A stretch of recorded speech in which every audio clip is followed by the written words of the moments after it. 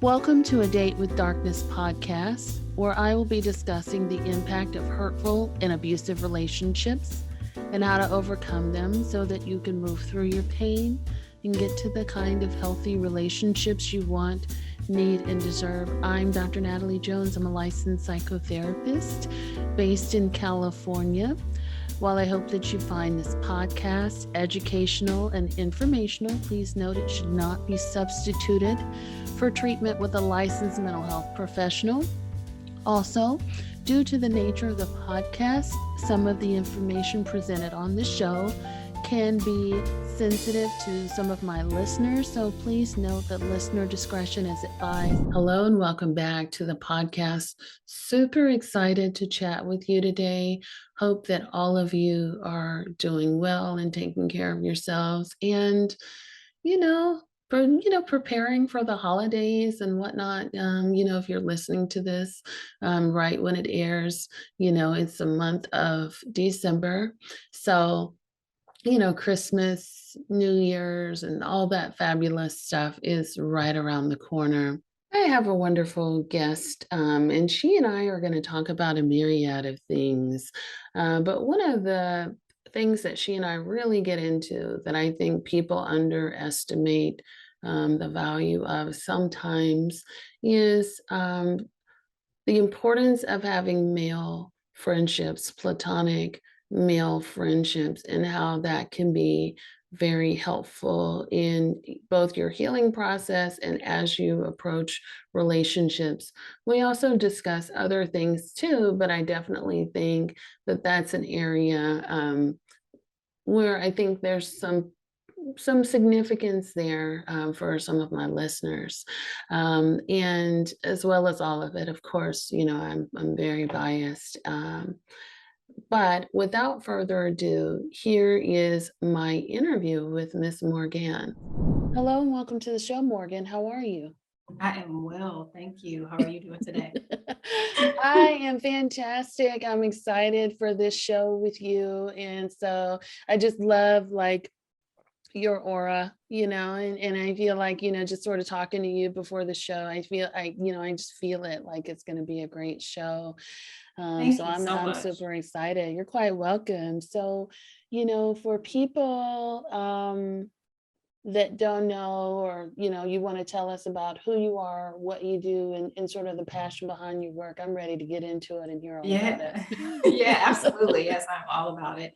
Um, so who I am, again, my name is Morganne Brownlee, and I have been a licensed professional counselor and working in the field for about 15 years. And I would say over probably the last 5 to 7 years, I got really into just health and wellness and how it impacts our mental health. And so I got certified as a health coach, a fitness trainer, because I was just very interested in that holistic connection. And so that's kind of where my passion geared from. And, the story stems from me going plant-based and then having a whole epiphany and stuff through my own healing process. So I'm very passionate about helping other women, particularly Black women, really heal from, past relationships and just really find their authentic self through fitness, therapy, and food. Tell us about the epiphany that you came to through your own journey through food and just your own sort of healing journey. What sort of epiphanies came to light for you? Yeah. Um, I was in a relationship. I feel like epiphanies and just life transitions and changes and transformations happen through, relationships gone south. Mm. And I was in my probably like mid to late 30s, maybe. And I was in this relationship for a year. I was dating this guy, and I just kind of started to get this uneasy feeling that things were kind of shifting. And, the behavior was different. And I'm, using my skills. I'm trying to communicate and like understand, what's going on and things like that. And I just wasn't getting anything, but I wasn't ready to pull the plug on the relationship.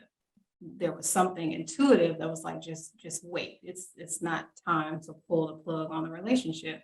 Mm, And so, interestingly enough, I started to kind of find these different clues about what was happening within the relationship, what was happening with him specifically within the relationship.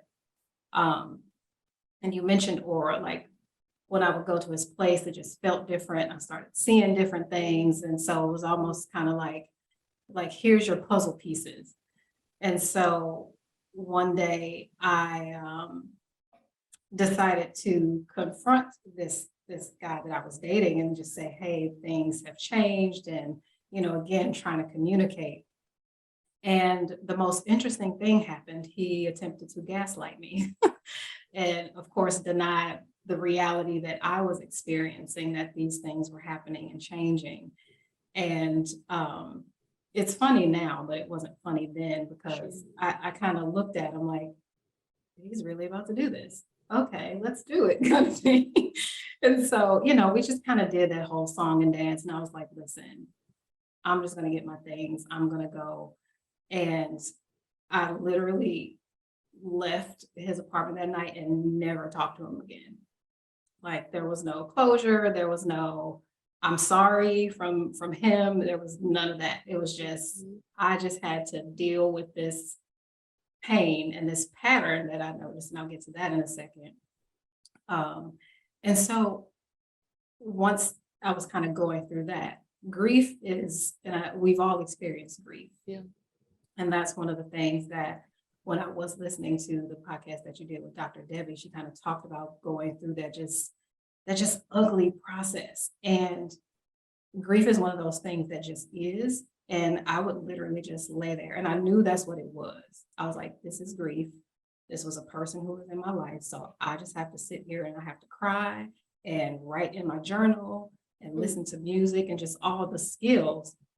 And I just allowed myself to feel it, because typically we'll try to avoid the feelings and throw ourselves into work or exercise and all of that stuff. And I was like, I just want to feel it so I can, move past it. In that process, I was like, okay, I need to get this energy. I just didn't like the energy that I felt. Like there was a kind of sinister look that he had on his face as Mm, we were kind of going, just kind of having that back and forth, and while he was kind of, trying to gaslight me. And I was just like, I just didn't like how it felt. And so I was like, you know what? I'm just gonna go raw vegan. And I was vegetarian at the time. And I was like, I'm just gonna just go raw vegan. I'm just gonna cleanse and detox, and hopefully on the other side of it, I'll, just figure this out, because that relationship with him was typical of relationships that I've been in. mm, So I noticed that pattern. And so I went raw vegan for 60 days. And then, I dug and dug and did a lot of research about food and how it impacts our body and what different types of healing foods there were. And I was probably on that detox for about 3 weeks. And after, at week 3, I got really, really sick. And it felt like the flu. And so I was like, okay, well, this is supposed to make me feel better. Why do I feel so sick? And hindsight, it was doing exactly what I wanted it to do. It was literally detoxing my body and the negative energy, because after mm, that, I had the most clarity that I had ever had. And I understood how the patterns of behavior in different partners that I was choosing, how that was very consistent. I recognized how my behavior was very consistent, started kind of peeling back some of the, emotional trauma I experienced as a kid. And so I just couldn't believe how clear my mind was. And I was like, okay, there has to be something to this food and mental health thing, because I just couldn't get there before. So that was kind of the story of how I got to being vegan, but it was that healing process for me. I made it a part of that healing process because I was determined to just kind of rid myself of whatever that energy was and whatever those traumas yeah. were that just seemed to be trapped inside my body. I like that. I love that in terms of your evolution, your Cinderella story, if you will, with food. Yeah. Uh, what what's the connection that you made for yourself between food and clarity and or relationships in general? Yeah, the relationship between food specifically, and again, as I've dug into, different literature, is that there are certain foods that can impact our mental health. So they can either perpetuate depressive and anxious or anxiety symptoms, um, or they can help to clear them. And, a lot of the processed stuff that I was eating, starchy foods, things like Mm, that. Because even though I was vegetarian, like you can still be unhealthy and be a vegetarian. But so in reading that, it just made so much sense to me in terms of um, I didn't get, I felt the sadness, but I didn't really feel the depression, if that makes sense. I was still mm, able to get up every day. And I've always been an avid fitness person. I just kind of grew up with that. My mom and dad were very active. So that had always been a part of my life. But I've noticed that day by day, I was just able to get up and do more and push harder. And then I started to become excited about eating, my carrots and celery and, my salads and just different things like that because I just felt lighter. And I think that was the thing. I just felt lighter. And when you hear people say you feel lighter, it's not just you don't feel full in terms of food. Like I literally felt like there was just this weight that had lifted off of me that allowed me to be able to mm. think clearly and critically again about the emotional trauma that I had experienced and why it was so kind of interwoven into the relationships that I was having. So that's essentially kind of the connection that I made with food in terms of, how it helps to mitigate some of the emotional feelings that we have. So it sounds like you were intentional about clean eating from what I'm hearing. Yes. Yep. I was very intentional about it. And at the time, again, didn't really have an idea of what that meant scientifically. I just knew how I felt internally. I love that. You've had some really interesting TikToks. Yeah. um, and I just because interestingly enough, I wasn't the biggest fan of TikTok. I Really? no, I didn't like being on camera. I didn't like people listening to my voice. I just wasn't with it. So I hired somebody because they were like, no, people need to hear your story. And I just have so much like doing this 15 years going through my own journey. I just have so much I feel like to offer people just information wise. And so I was just like, all right, let's just rip the band-aid off. We're just gonna get into it Yeah, I and love see. it. I love your TikTok. Thank you so much. Yeah. Some some of the things I kind of map out, some of the posts I kind of map out to do. Interestingly enough, the ones that I don't plan and I just get on there and talk are the ones that do the best. And that's what the social media, my social media person told me. She was like, don't think too much about it. Just, Just do it. yeah. These are the three things that you know about that you're passionate about. Again, mental health, food, and fitness. Talk about that. Yeah, And relationships are interwoven into that. So I do talk a bit about relationships. let's The get most into it. the most recent one I did was kind of most recent TikTok I did was about being a leftover woman, actually. I don't know if you've heard that term. You did do that, and I wanted to talk about that. Tell us Well, about that. What is a leftover woman for the people well, who haven't seen it? okay. Well, I was kind of poking. Again, I had just gotten back from dinner and I was like, I'm gonna do this TikTok about being a leftover woman. But it was a term used by the late Kevin Samuels, rest in peace. Mm, mm. And yes, and basically, and I didn't watch the whole clip. It was just something to the effect of if you're over 35 and you're not married, you're a leftover woman. And I was like, huh. And I just kind of laughed it off and I thought it was interesting. And so, like I said, I walked in the house and I was like, I'm a leftover. I'm over 40. I'm not married and I don't have any children. Oh my goodness, whatever am I going to do with my life? And I was like, basically, whatever I want to do with my life, because that's what I planned for it to be. And it was really just my personal experience, right? Yeah, Mixed in with trying to help advocate and empower women to be their authentic selves and be happy with whatever life that they've chosen and not let it be or allow it to be dictated by someone else's opinions of what they should be. absolutely. And I can't tell you, in terms of the women that I've worked with, I can't tell you how many say, oh, well, I didn't get me. I think between 32 and 35, those seem to be the magical numbers for whatever reason. If I Mm, didn't get married and I didn't have kids by 32 and 35, between 32 and 35, I'm going to be doomed. yeah. No one's gonna want me over that, and I'm gonna be super old. I'm gonna be an old maid or whatever, and I can't tell you, and I'm not really sure where that notion comes from, that you kind of expire like bad food at like a It, certain age. yeah. Yeah, I'm not sure that's where that comes from.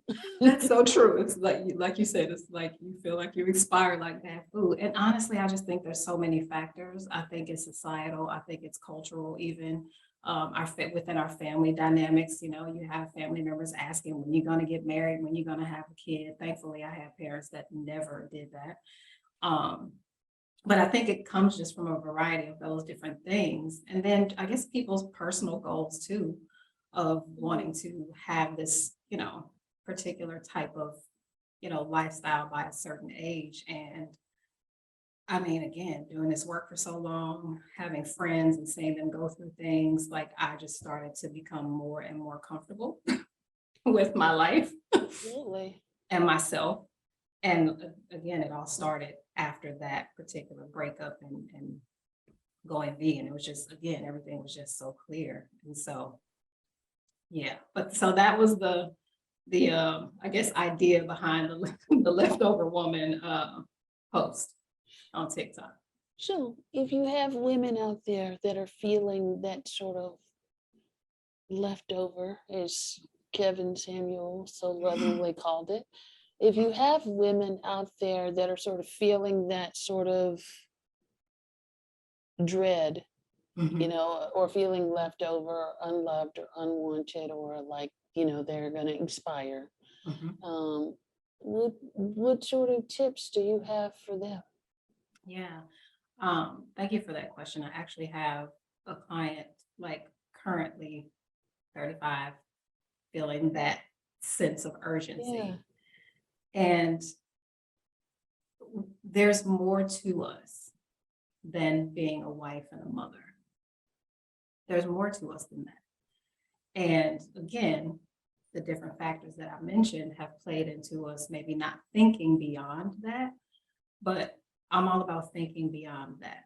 Let's say you never had that. Write some things out for me that you would want to do, that you would want to accomplish, not necessarily career wise, but just, lifestyle wise. Mm, Do you want to travel? Do you want to make more friends? Do you want to, speak to other women? Like, what are some other things? Who are you, basically? Because the identity seems to be wrapped in, I need to be this, this wife, this mother, and focusing mindfulness, which is the other thing, focusing in the here and now is better than increasing your anxiety about what the future might be or what you see that your future isn't. And so I do mindfulness techniques. One which I really like is a 5 4 3 2 1 to kind of help ground people in the present. Because when we start to think about all of those other things, we're not really being present in the moment. But right now, we don't have wife and mother. In the meantime, what can we do? So write that stuff out for me. What do you want? Who do you want to be until you can accomplish that? for the women that are sort of, brooding or just sort of kind of going through the motions around that, do you feel like they're doing the things to override that fear? So, for example, if they're afraid that they're not, they're not going to be married or they're not having children, do you find that they're actually taking the steps to do that, or are they just sort of crippled in fear usually? It really, it really depends on the person, honestly.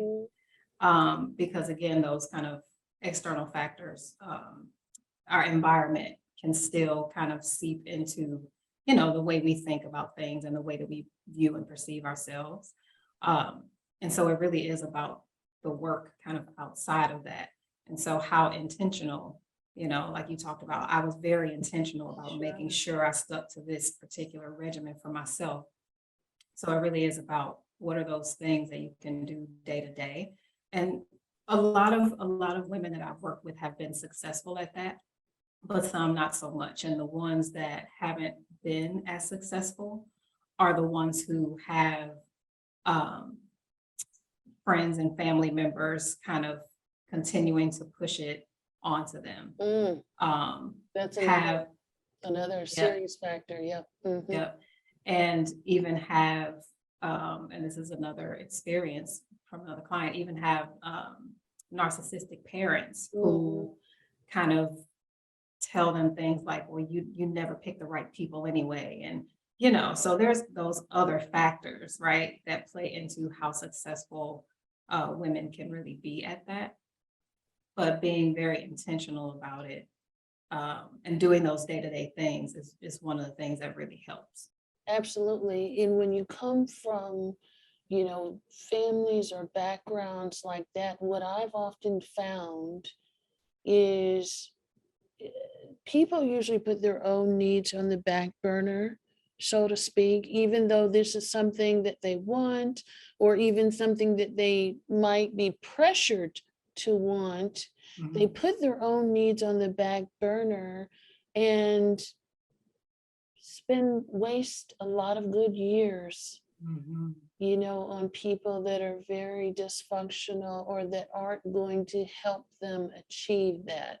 So we mhm. might be overcompensating, Yes. grinding our wheels, trying to get our partner to be who we need them to be, or, Mhm. just working on things with someone or with other people around us that just are not in alignment with what we want. Yes, absolutely. And that was a pattern of behavior of mine.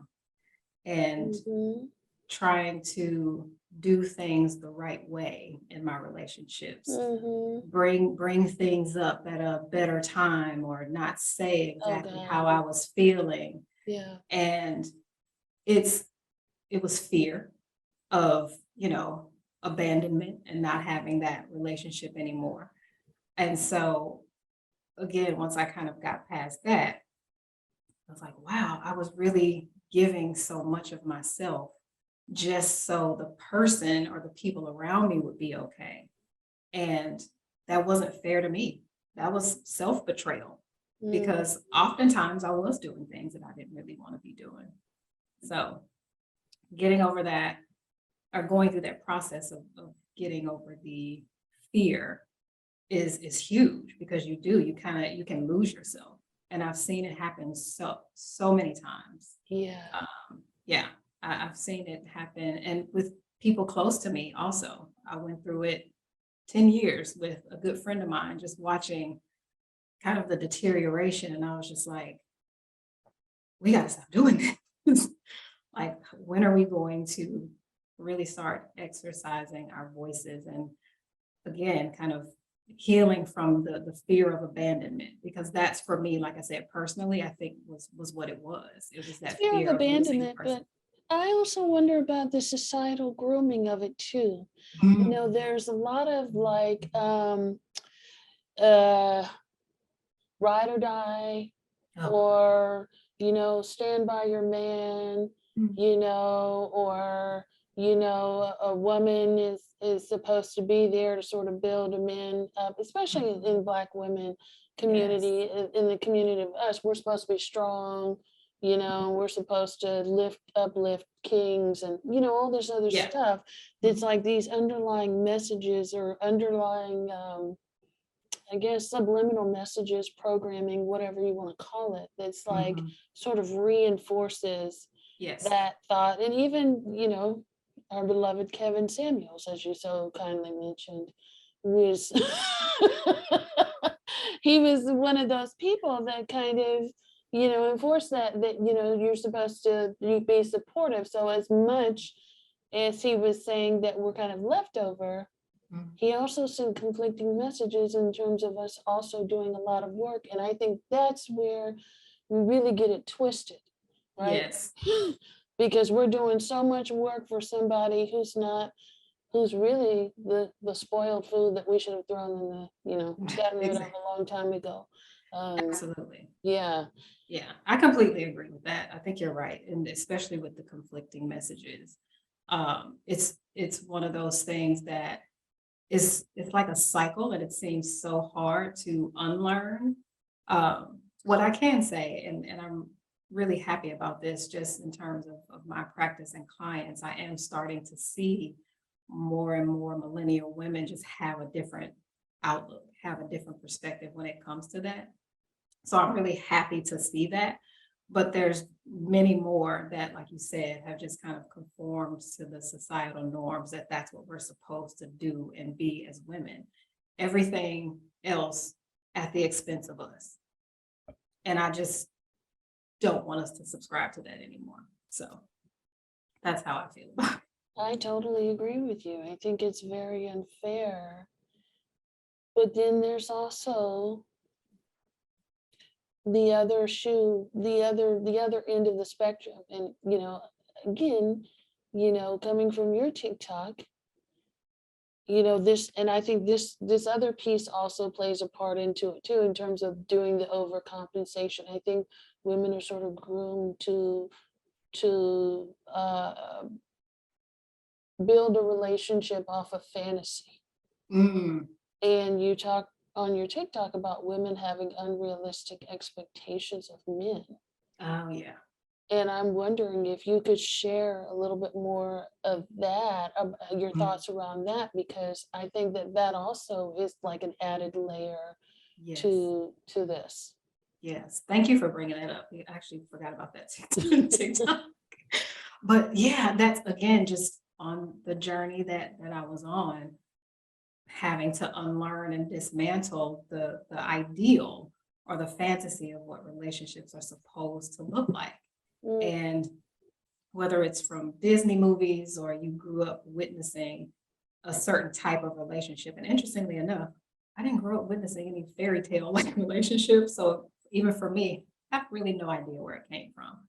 But in terms of having unrealistic expectations of men, I think you're right. There are these ideas and fantasies that we create, maybe through no fault of our own, maybe through, like I said, media or seeing someone else's relationship that may look perfect, but you never know what's going on in somebody else's relationship. mm, And then we just kind of shape it to what we think it should look like and kind of project that on to another imperfect human being wow. and expect them to just kind of, again, conform to what we've created in our head.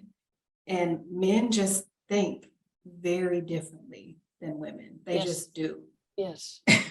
And I have two men, best friends, or really, really close friends. And honestly, they kind of help navigate me through certain relationships to help me understand how Sure. men think. And it's like I said, it's just very different. And so we kind of go in again, this kind of false narrative that if a man shows emotion, then he's weak. But then we turn around and say, well, why aren't you talking to me? Why aren't you sharing? Why aren't you doing these things? And it's just like, okay. And I've had men tell me, and I've heard men say, I don't feel safe to do that. If I Mm, express how I truly feel, it's going to come back to me in an argument. It's going to be held against me. mm, And so on both ends, there's a level of emotional intelligence that I think we have to have. And this, I, I do believe that oftentimes women can be more emotionally intelligent, but sometimes we're not as emotionally mature Mm, in terms of how we convey information and how we receive even information from our partners, from our male partners. can you break down the difference? Yes, and so women, I think, are just more intuitively or in tune with their emotions, even if we don't necessarily know how to express them. So Sure. that's the difference for me. You can feel the emotion, you know it's there. We just may not express it in the most effective way. Another part of that emotional intelligence, though, is also being able to recognize, kind of read the room, so to speak, in terms of a Mhm. social interactions.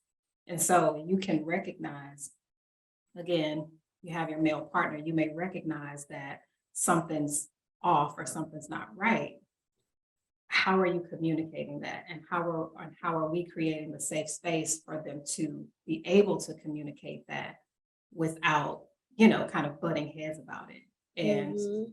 I kind of got into, and this was a while back, but sometimes I'll respond to different people's comments. And there was a video about this guy who was really just kind of explaining why he felt the way that he felt. And his partner took it very personally. He was like, "Well, I don't feel like I can talk to you." And she just went like berserk. "Well, you can always talk to me, and I don't understand why, and da da da da." And my first thought was, but did you hear what he said? Did you listen to what he said? He doesn't feel like he can talk to you. That was all he said. It doesn't mean that he doesn't want to, doesn't mean that you necessarily did anything wrong. There's something there where he doesn't feel safe to talk. So Absolutely. that's what we need to be talking about. Why don't you feel safe enough to talk to me? Yeah. So Which is that's the very expectation. common. I think that's very common also too, not just with men and women, but also when people are being victimized or when people are going through something. I think the first thing people say are, why couldn't you come to me? It's not Mhm. why can't I come to you? It's why do I not feel safe enough Yes. to share with you? What is it about our relationship that doesn't make me feel emotionally safe enough to come to you? Yep. And that's the key. That's what we want to get to the bottom of, rather than, well, all those other things, kind of surface things that we think about. It's just like, okay, this person doesn't feel safe. I want to hopefully try to understand that. And then we Mm. can get somewhere. So is Potentially. part of the false expectation that we have is that, if there's something going on, they should just tell us. I think that's part of it. Yep. You should just be able to tell me. Again, I think that's another kind of discrepancy in the way we think. Um, because, and I think from a societal and even patriarchal standpoint, men are supposed to handle their own problems. They're not supposed to need help. They're supposed to be strong. And so they're not going to come to like, figure it out, be a man, figure it out. And again, that narrative is just tired now. Like, men need help too, men need support too. But, again, kind of that perception that's attached to them just doesn't make it easy. So yeah. I would agree with you, and I would add, if I may, another one in that sometimes comes, and I know it sounds like the silliest thing, but I don't know if you've had this or not, but I've often shared with the people that I work with or that I talk to that men have feelings too. Yes. It's yeah, yes.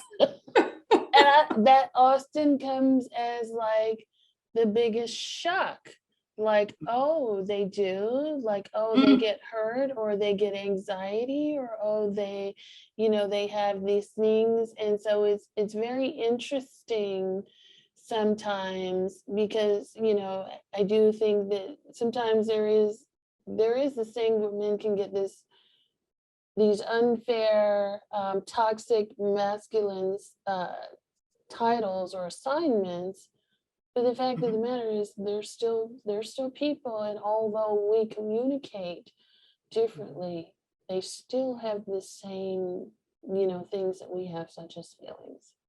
Yes, absolutely. And, again, something that I had to learn.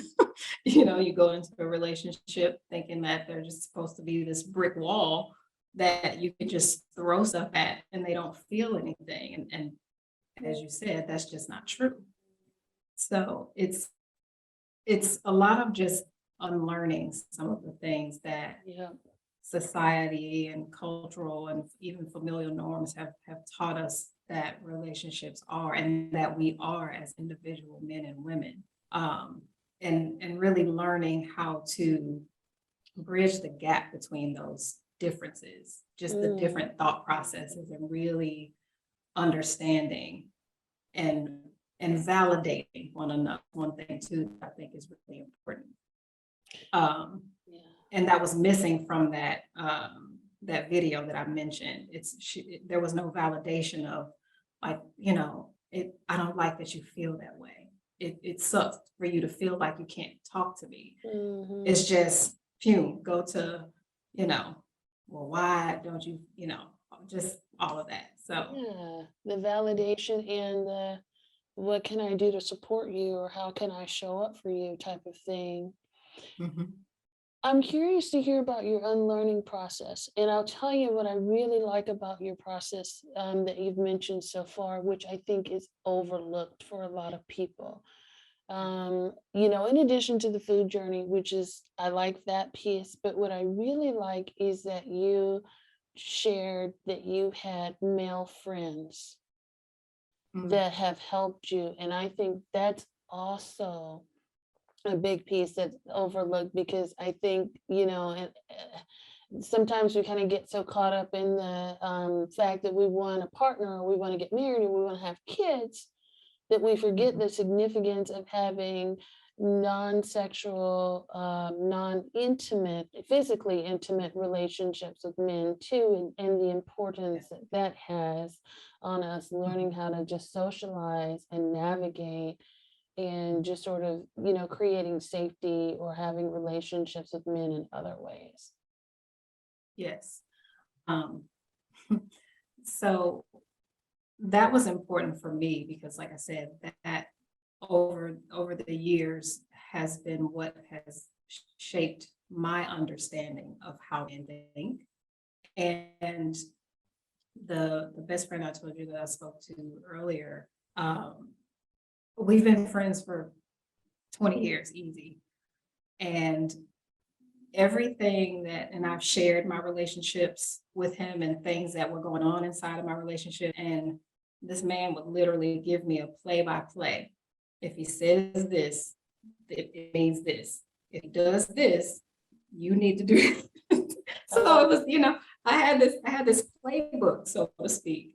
Sometimes I would listen, sometimes I would not. But even if I didn't, he was always right. There was never a time in a relationship I told him about something and he was not right. And so, and one of the things he likes to tell me, and he's like, and he's married, he has a beautiful family, and I love them. But he always says, he's like, I'm married, but I'm a man first. I'm a man first, regardless of what other title you put onto me. I'm a man first. And so I respect that so much. And we've been able to have such a meaningful relationship in that way mhm. because, and he supported me through, just again, these different relationships that I had. There was a relationship. I actually, when I moved to DC, I'm in Houston now. When I moved to DC, it was because of a relationship that I was in, and the dude broke up with me not long after I moved there. Mm, And he was really like pivotal in that process, and just being there for me and just helping me understand that whole process. So I think it's important, and there's the argument that men and women can't be friends, Yes. and you know,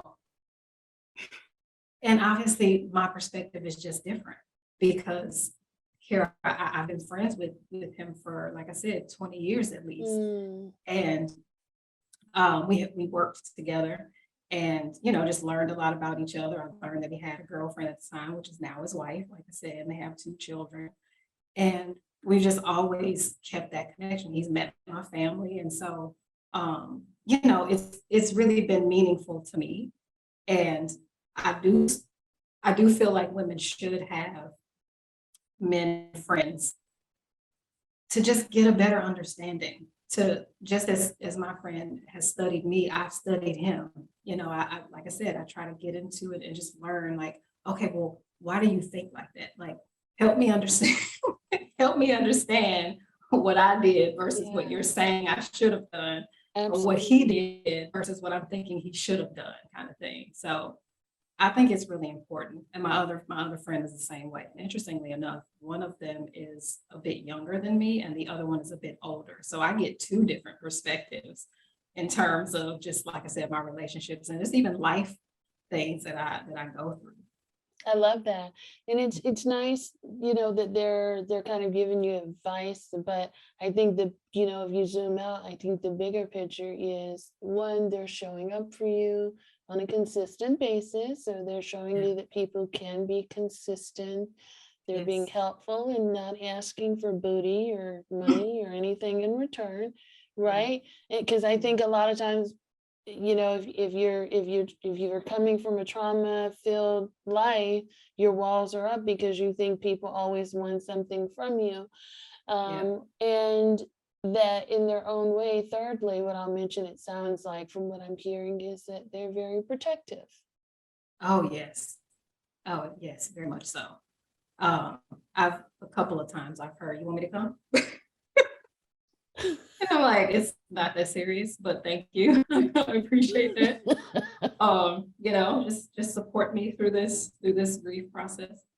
But I want to mention something else, because my one friend, um that I was telling you about, who's older, the younger one, he and I actually did start out dating. Okay. It just wasn't it.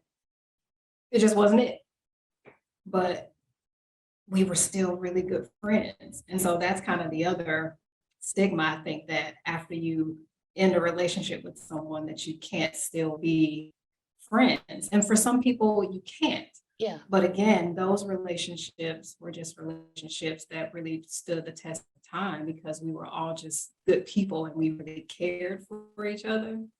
And so I have it from both ends of the spectrum.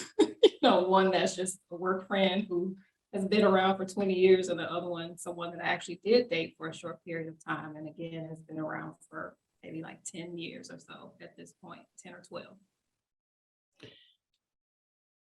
I think that's a good piece to mention too, because I think there's a lot of women that I've worked with over the years that feel like, okay, I'm dating for marriage, and if this person doesn't work out, I'm going to throw the whole man away, like just throw him out. We don't recycle, we don't keep him around. uh, and it's like, no, you can be, if that person is positive, and they, if the relationship is able to be platonic. um Mhm. so I'm wondering, before our time is up, which it almost is, if you can share even just a little bit of that process in terms of, we dated, it didn't work out, but we remained friends, how you sort of transition to that relationship, which has the boundaries, but still has that respect there as well. Yes. You know what? If I'm completely honest, I would have to think a little bit harder about how we how we sustain that. But we were friends first. His father used to own a restaurant that I worked at, and so we knew each other in passing through there. Mhm. And so that was just kind of the start of it. And after, we decided that, well, after I decided that we weren't going to move forward with dating, we were still just kind of in the same circle, I think. And there Mhm. was no hard feelings, he had kind of moved forward.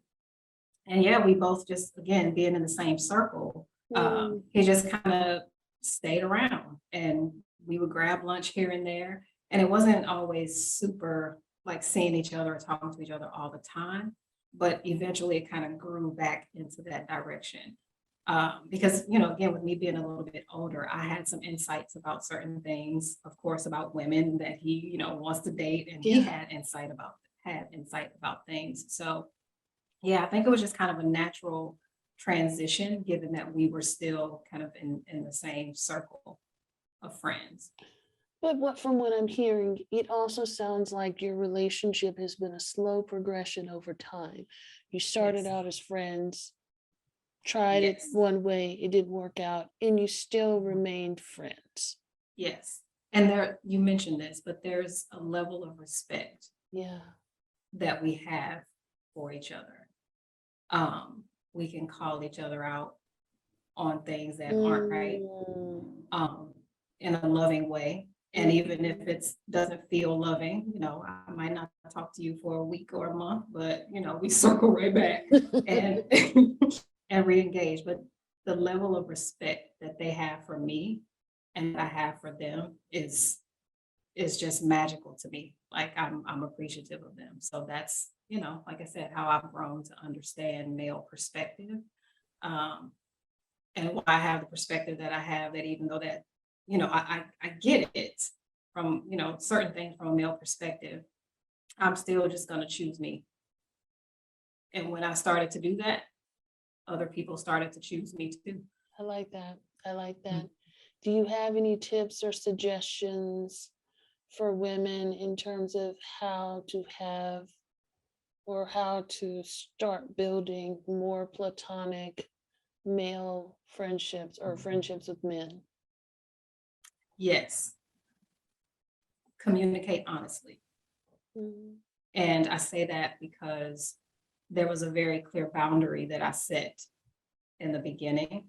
And some guys will tell you, well, guys will stick around just in case you change your mind. I was like, well, that's fine. Mark has been around and he's married with 2 kids now. So it just kind of shifted. But I just start with the hard boundary. This is what this is. And, I respect you as a person. And this is how I see this relationship going. Mhm. And it's kind of like you take it or leave it, but you really have to stick to the boundary, because as soon as you kind of wiggle or waver with the boundary, then you kind of lose people. And that's in anything, not just even with Absolutely. relationships with anybody. If Mhm. you waver on Mhm. your boundaries, they're Mhm. going to try to wiggle in and see, What what else? they can do or what they can get. So setting that boundary and communicating in the beginning about what it is that you want. I like that.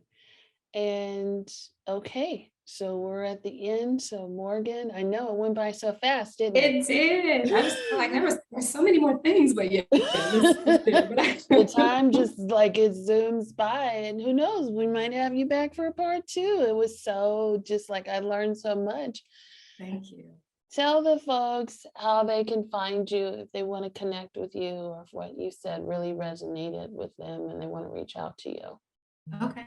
Yeah. I am on TikTok and Instagram as Bougie Vegan Therapist. Bougie with a J, Boujie. And yeah, that's a whole other podcast, I guess. But and then in terms of my business and therapy services, I'm at contact at newlifewellness.com. And life is spelled LYFE, and that Mhm. stands for live your full experience. Oh, I love it. I love it. And are there any sort of projects or things that you're working on or that are coming up that we can support you with? I am currently working on a book, actually. I don't want to say the name yet because we're still Yeah. working that out, but Yeah. I'm working on a book actually talking about the exact process that I went through. And it's going to be an interactive kind of how to move through that grief process, how to transition your nutrition and use exercise as a means of coping and all that. So I'm working on that as well as a coaching program. So that's coming down the pipe. I love it. I love it. Well, I appreciate you being on and being so candid with your experiences. I learned so much from you.